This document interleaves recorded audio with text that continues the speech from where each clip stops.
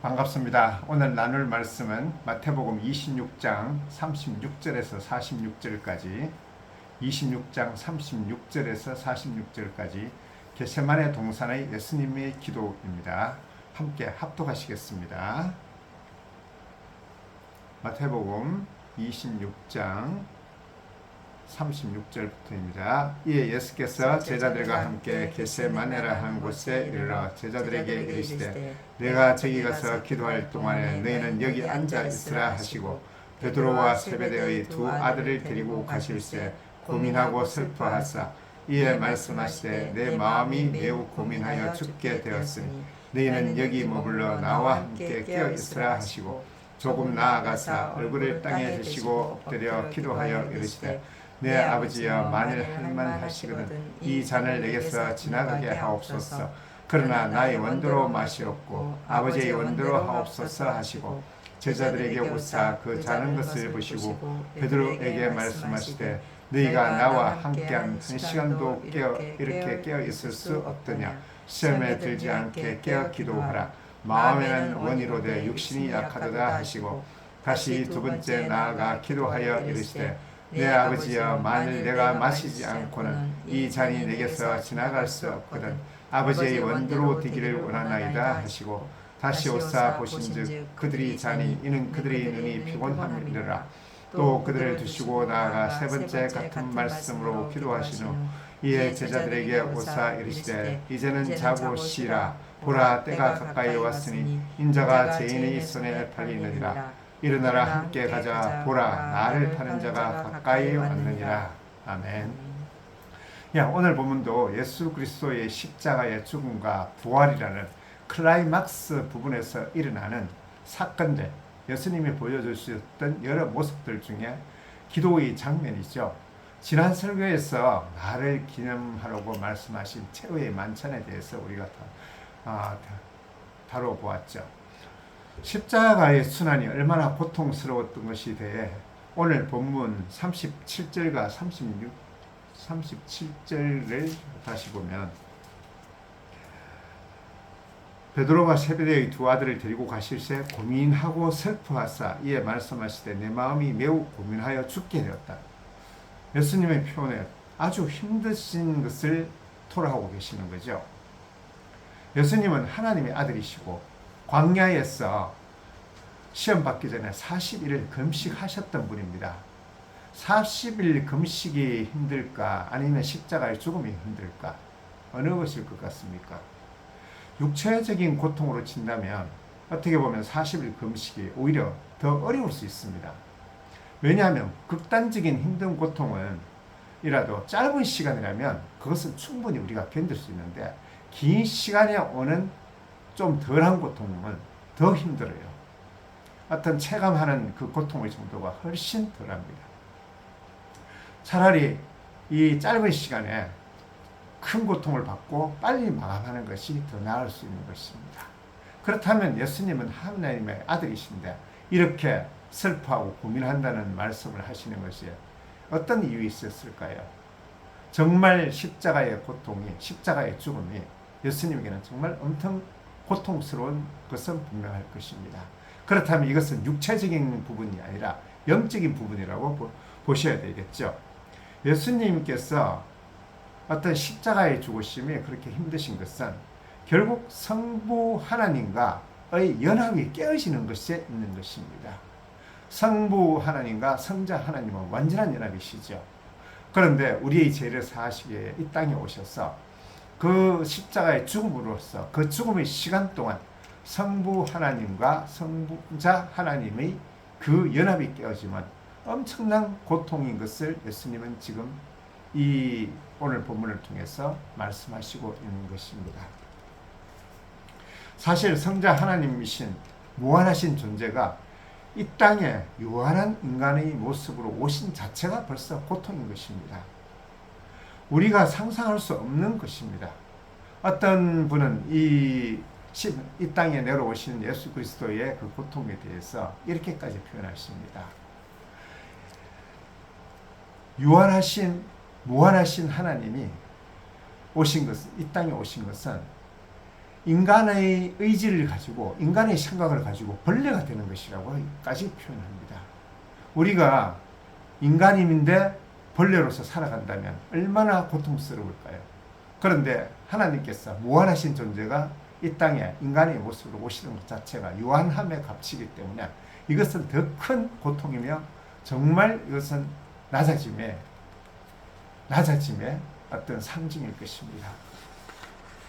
성부 하나님은 우리를 구원하고 자녀로 삼기 위하여 성자 하나님을 보내셔서 십자가를 세우셨다라는 것은 우리가 알고 믿는 바이지만 우리의 죄를 씻으시고 죄와 사망에서 벗어나 영생을 얻는 방법이 십자가의 방법밖에는 없는가?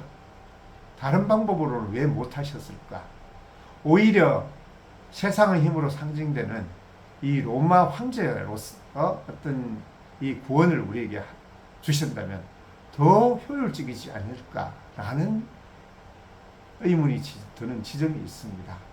분명한 것은 죄악된 세력의 괴수를 치는 것만으로는 구원을 이루어질 수 없다는 사실입니다. 십자가의 고난의 진정한 의미는 죄의 종이 되었던 우리를 사탄의 수준에서 옮기고 꺼내는 정도가 아닌 것입니다.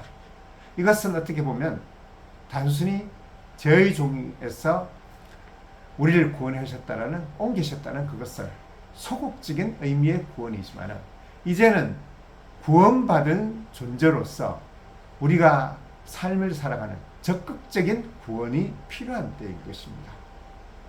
그래서 십자가에 밖에 없다는 것인 것이죠. 인간을 힘과 권력으로 누르고 억압하면서 어떤 행동을 하도록 하는 것은 분명히 윤리적이고 어떤 그 외형적인 갖춘 존재를 만드는 것이 충분히 가능합니다. 힘에 있어서 우리가 힘 앞에서 굴복하여 윤리적이고 도덕적이 될 수는 분명히 있는 거죠. 그렇지만은 그 근본은 바꿔지지 않습니다. 본질상 나만을 생각하는 이기적인 모습을 가진 인간을 어떻게 이타적인 존재로, 너를 생각하는 이타적인 존재로 만들 수 있을까요? 하나님의 원대한 계획은 하나님의 형상과 모양으로 창조된 인간의 본연의 모습을 회복하는 것입니다. 이 계획을 성취하기 위해서 십자가 밖에는 없다는 것이죠. 즉 창조의 본래 목적을 이루는 길은 오직 십자가 밖에 없다는 것을 이야기하십니다. 예수님의 광야 시험에서 사탄은 예수님에게 세상의 모든 것을 주겠다고 제안합니다. 마태복음 4장에 보면 마귀가 또 그를 데리고 지극히 높은 산으로 가서 천하 만국과 그 영광을 보여 이르되 만일 내게 엎드려 경배하면 이 모든 것을 너에게 주리라. 사탄이 제안한 것은 온 천하 만물을 주는 권세이죠. 만천하 주인이시고 주관자이신 성자 하나님이 사탄에게 무릎을 꿇은 일은 분명히 없겠죠. 그러나 이 시험을 통해서 알 수 있는 것은 사탄이 제안할 수 있는 것은 천하 권세이며 권세와 같은 방법으로는 온전한 구원이 있을 수 없다는 것입니다. 왜냐하면 사탄도 지금 권세를 주겠다고 이야기를 하고 있으니까요. 사탄보다 더 큰 힘을 사용하여 사탄을 내쫓고 더 큰 천하 권세를 준다고 해서 온전한 사랑이, 온전한 구원이 이루어질까요? 진정한 인간의 구원과 변화를 가져오는 것은 내적인 조건이 변하는 것이 아니고 우리를 창조의 본래 목적을 회복시키려는 하나님의 계획과는 당연히 무관한 것이죠. 오히려 사탄은 돈과 권력과 같은 것으로 하나님의 계획을 방해하는 자이며 구원의 문제에 있어서는 사탄이 주체적으로 개입할 수 있는 여지가 전혀 없는 것입니다. 결국 힘과 권세로 인간의 본연의 모습, 창조의 본연의 모습을 회복하는 것은 불가능한 것입니다. 오직 십자가라는 방법에 있어서는 사탄은 할 말도 없고 역할도 없는 것이죠. 십자가는 결국 하나님의 창조 계획의 완성이라고 할 수 있는 것입니다. 창조 계획의 완성입니다. 얼마 전 예수 그리스도에 대한 믿음이 없는 여동생이 이런 말을 했습니다. 예수님이 성전에서 장사치들을 채찍으로 내쫓으시며 그들이 상을 엎으셨으니 이것은 정의를 세우기 위한 혁명이며 투쟁이 아니냐. 예, 이렇게 주장하는 어떤 그런 기독교 신도들도 있습니다. 저는 이 말을 듣고 이렇게 대답했습니다. 예수님이 성전 청소를 하신 것은 정의를 세우시려는 것이 아니라 메시아로 오셔서 성전의 본질을 회복하시겠다라는 일종의 퍼포먼스이다. 무슨 세상의 힘으로 정의를 세우기 위해 투쟁하시겠다는 그런 의미가 아니라고 얘기했죠. 예수님은 십자가의 죽으심으로 택한 자들을 구원하시기 위해 이 땅에 내려오신 것입니다. 빌립보서 2장 5절에서 8절에서는 예수님의 겸손한 모습을 이렇게 말씀하시죠. 제가 봉독하겠습니다. 너희 안에 이 마음을 품으라. 곧 그리스도 예수의 마음이니 그는 근본 하나님의 본체시나 하나님과 동등됨을 취할 것으로 여기지 아니하시고 오히려 자기를 비워 종의 형체를 가지사 사람들과 같이 되셨고 사람의 모양으로 나타나 자기를 낮추시고 죽기까지 복종하셨으니 곧 십자가에 죽으심이라. 예, 예수님의 십자가에 죽으심을 반대하는 유명한 장면이 마태복음에 또 있죠. 마태복음 16장 21절에서 26절까지 베드로의 반대입니다. 찾아서 합독하시겠습니다. 마태복음 16장 21절부터 26절까지입니다. 이때로부터 예수 그리스도께서 자기가 예루살렘에 올라가 장로들과 대제사장들과 서기관들에게 많은 고난을 받고 죽임을 당하고 제3일에 살아나야 할 것을 제자들에게 비로소 나타내시니 베드로가 예수를 붙들고 항변하여 이르되 주여 그리 마옵소서 이 일이 결코 주께 미치지 아니하리이다. 예수께서 돌이키시며 베드로에게 이르시되 사탄아 내 뒤로 물러가라. 너는 나를 넘어지게 하는 자로다. 네가 하나님의 일을 생각하지 아니하고 도리어 사람의 일을 생각하는도다 하시고 이에 예수께서 제자들에게 이르시되 누구든지 나를 따라오려거든 자기를 부인하고 자기 십자가를 지고 나를 따를 것이니라. 누구든지 제 목숨을 구원하고자 하면 잃을 것이요 누구든지 나를 위하여 제 목숨을 잃으면 찾으리라. 사람이 만일 온 천하를 얻고도 제 목숨을 잃으면 무엇이 유익하리요? 사람이 무엇을 주고 제 목숨과 바꾸겠느냐? 십자가의 죽으심을 항변하는 베드로에게 하나님의 일을 생각하지 아니하고 사람의 일을 생각한다고 꾸짖는 장면이죠. 사탄이냐 아니냐의 갈림길은 하나님의 일을 생각하느냐 생각하지 않느냐 그것이 바로 갈림길입니다. 당시 유대인들이 원하는 메시아는 여기 등장하는 베드로와 같이 외적인 문제를 해결하는 해방자로서의 역할을 기대하였고 힘과 건설로서 로마의 압제를 물리치려는 그런 메시아였죠. 이에 대하여 예수님은 그들의 기대를 사탄과 연결시킨 것입니다. 예수님은 하나님의 일과 사람의 일을 대비시키심으로써 메시아의 역할이 외적인 어떤 역할이 아니라 내적인 문제의 해결임을 말씀하시고 있는 것입니다. 로마서 6장에서는 사도 바울이 이렇게 말씀합니다. 그러므로 우리가 그의 죽으심과 합하여 세례를 받음으로 그와 함께 장사되었나니 이는 아버지의 영광으로 말미암아 그리스도를 죽은 자 가운데서 살리심과 같이 우리로 또한 새 생명 가운데서 행하게 하려 합니다. 예, 단순히 죄에서 구원함이라는 소극적인 구원을 넘어서 그리스도와의 연합을 통해서 새 생명 가운데 삶을 살아가는 적극적인 구원을 제시하고 있는 거죠.